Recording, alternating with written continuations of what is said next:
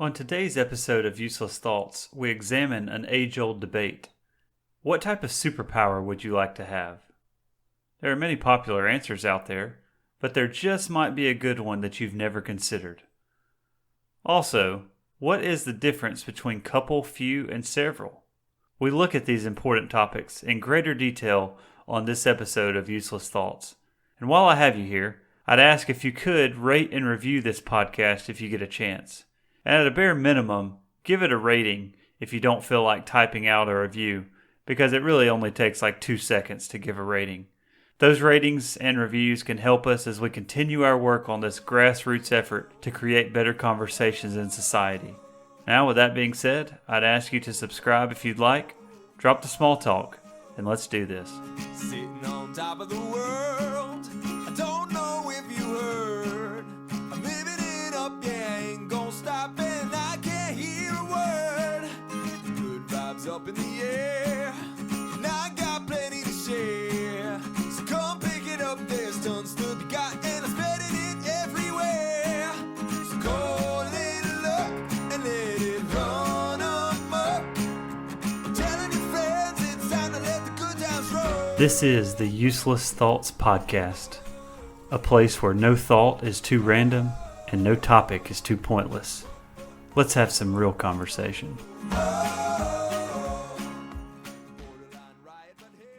Welcome to Season 1, Episode 8 of the Useless Thoughts Podcast. The wild journey keeps getting better and better, and we thank you for joining us. For the first part of today's show, I want us to consider a question that is as old as time itself. Which superpower would you choose? The great thing about this question is that it starts being asked when we're all kids, yet even as adults, the question still sparks debates. The majority of the answers revolve around some of the classics.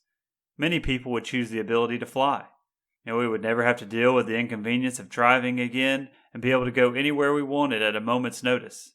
However, this superpower does not come without drawbacks. For example, who's to say that you would be a fast flyer? You might have the ability to fly, but be one of the slowest flyers around, so you actually lose time by flying instead of driving. This isn't even to mention the inconvenience of flying during bad weather. Not only do you have to deal with cold and rain, but what about a windy day? You may enjoy flying but get blown off course and end up way off your intended destination. Not to discourage anyone from choosing this superpower, but I just want to make sure that you know all the facts. Now, some people skip past the ability to fly and focus their attention on being invisible. That's the power that they would choose, being invisible. Well, and sure, this is a valuable skill if you want to be a criminal, but we aren't exactly sure what the invisible crowd really wants to use the ability to do. Sure, you can eavesdrop on conversations now, but who wants to actually hear the bad things that people say about you when you're not around? Sometimes ignorance is bliss. Maybe you want to stop criminals instead of being a criminal, and we do commend you for that, if that's the direction you're going with this. Regardless, invisibility is usually a top choice for the masses of superpowers that you would like to have. And one other popular choice in these discussions is having the ability to time travel. It's a worthy power, indeed, that does bring great responsibility. Without doing any market research on the subject, I'm assuming that most time travelers are interested in traveling to the past. Whether they want to see a lost loved one again, change a mistake they made, or see a period of history that they've only heard or read about, this would be a valuable skill. I feel that using this skill to go into the future is a terrifying proposition that everyone should avoid. Because once you know the future, then you would start trying to change the present to change the future, but then you would end up doing things that cause the future to happen anyways, and end up ruining yourself in the process. Oedipus Rex, anyone? On the flip side, going back in time would be nice, but you have to be careful not to make contact with your old self, because then your old self might think you're crazy for seeing another version of yourself. And what happens if you get so crazy about it that your old self decides to kill your present self? I think I'm probably confusing myself and you at this point, but you get the picture. Time travel is complicated, and it's a valuable power that is not to be trifled with. Allow me to suggest a better superpower than any of those three. You may have not ever heard of this one in your discussions before, so it excites me to be the first one to introduce you to this.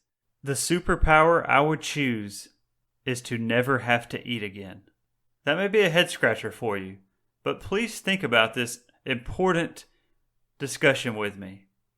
I want you to consider how much time of your life involves food in some way. You wake up and it's time to think about what you want for breakfast. And once you've spent time thinking about it, then you either need to cook it or spend time going somewhere to get it. And while you haven't even fully digested your breakfast yet, you have to think about lunch already. Are you going to bring your lunch or buy it? If you bring it, guess what? Time to start spending time preparing that as well.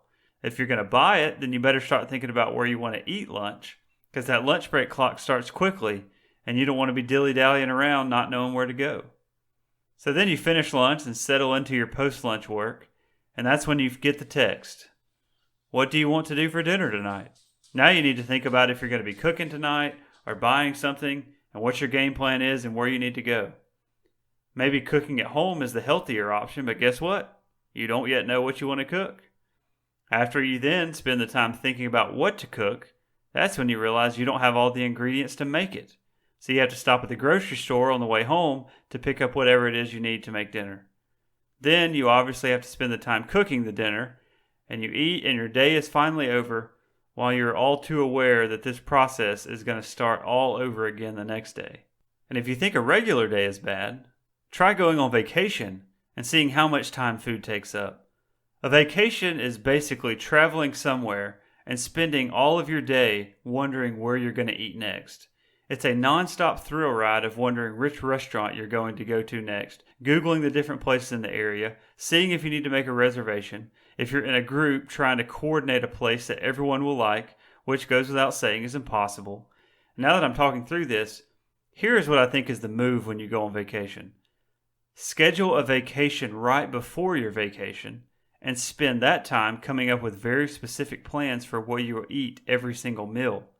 Then when you go on the vacation after that first vacation, you can spend 0% of your day thinking about food. Not only vacations, but think about parties, holidays, or any other time you've been to a gathering at someone's house to eat. It might have been you or your mom or spouse or grandparent, but somebody ends up spending hours preparing the food for everyone. They wake up extremely early to start whatever process and cooking needs to be done early, and then they spend the rest of the morning and or afternoon in the kitchen working to make a great meal while everyone else gets to have fun and socialize in the living room, watching the game, or hanging out outside enjoying the fall weather. But the person that has done all this hard work then finally tells everyone to come in or come into the kitchen that it's time to eat, and everyone loves the meal, but they're all done eating it in 15 to 30 minutes tops. How crazy is that? Someone spends 4+ hours, maybe 8 hours, just an incredible amount of their day working hard to make sure that this meal is perfect for everyone, only for people to be done with it and moved on to their next activity after 15 minutes. I can only imagine that most people think in this scenario after going through all that cooking, why didn't I just go to McDonald's and buy 50 hamburgers for everyone? And if you haven't noticed, something pretty noticeable has been missing from this discussion for how much time food takes up in our lives. Dishes.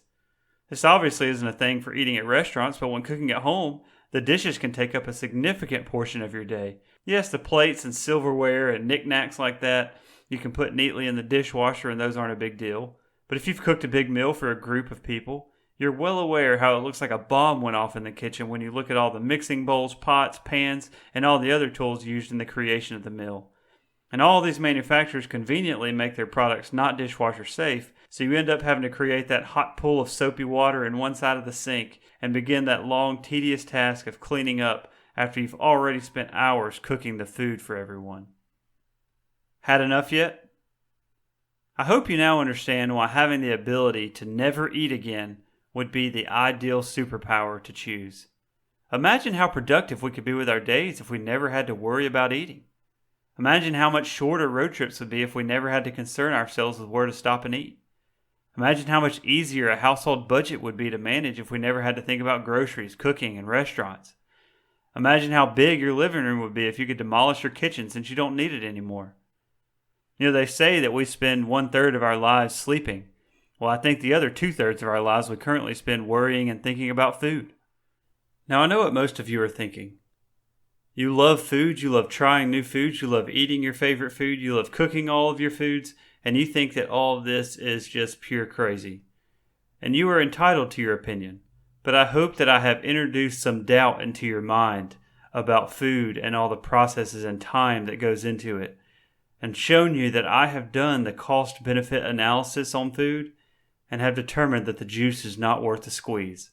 So maybe next time you're asked about which superpower you would choose, think outside the box and see what you can come up with.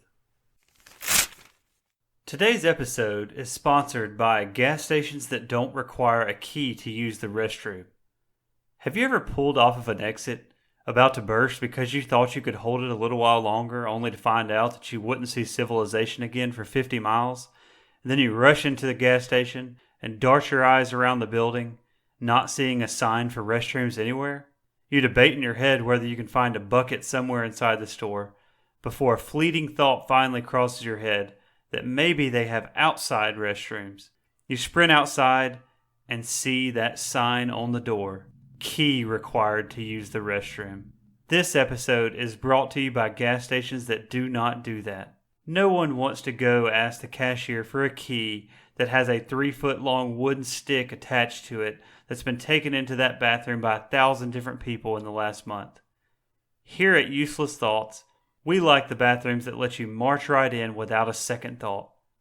Thank you, gas stations that don't require a key to use the bathroom. Alright, back to the show. For our last discussion for this episode, the difference in couple, few, and several has baffled society for decades. I want to start with saying that I completely understand the position of those that think couple can only mean two. I understand your reasoning, and I cannot argue that you have used logic to arrive at your conclusion. But allow me to offer you a different perspective on the word couple. If a couple only means two, and very specifically two, aren't most of us going to actually say two? If I'm supposed to pick up something from the grocery store, and the recipe calls for 2 packages of cream cheese, I expect to be told to pick up 2 packages of it, not a couple of packages. Because if I needed to pick up 3 packages, I would expect to be told 3. When we are specific with amounts, we always use numbers and not words like couple. That is not to say that couple doesn't have its place, but it's to be used in situations where it might have been 2, but you can't remember exactly, and it's possible that it was 3. If someone asks how many times you stopped at the gas station on the way to work this week, if you say, it was a couple of times, I think, you're being a little more vague because you can't remember exactly if it was 2 times or if it was 3 times. Couple is perfect here and a great word for this situation. Now, few is a one that no one really cares about, and I think it's mostly meant to be used in the 4 to 5 range. It's obviously meant to imply that there's not very many at all, but you know it's more than 2 or 3, so you throw it out few as a catch-all without knowing the exact number. But again, not very many people care about few. Several is where it gets tricky. Most people's definition for several is probably going to start and end in the 6 to 9 range, but when does several end? It really doesn't sound right for 25 to be several, but how low do you go? Is it 24, 23, 15, 12? Who's to say? Who makes the rules? So what do I think? I think several lasts from 6 to 9 because once you've crossed the threshold of double dig, you can no longer use couple, few, or several. Controversial take perhaps, but if we don't establish hard and fast rules for our words and what they mean, we quickly descend into anarchy, and that's why I'm here to help. I have no idea how many people made it to this point in any of our shows, but if you've made it this far, I thank you for listening. We have 2 episodes left in Season 1, but we're going to continue with a Season 2 shortly after that. If you have any topics that you would be interested to have on the show, please send me the ideas at uselessthoughtspodcast@gmail.com. The best kind of topics are just observing the things around us that happen every day in the world, which are the kind of things that we seek to talk about on this show. The advice I give today is go out and buy flowers for someone. Buy them for your grandma, buy them for your mom, buy them for your wife, buy them for your girlfriend, buy them for your sister, buy them for your dad if he likes those. Whoever. Surprise someone today with flowers. They aren't expensive, they're easy to buy, make someone's day, and you don't even have to tell them that it was my idea. And that's a wrap for today's show. Remember to show kindness to everyone. and let's make the world a better place.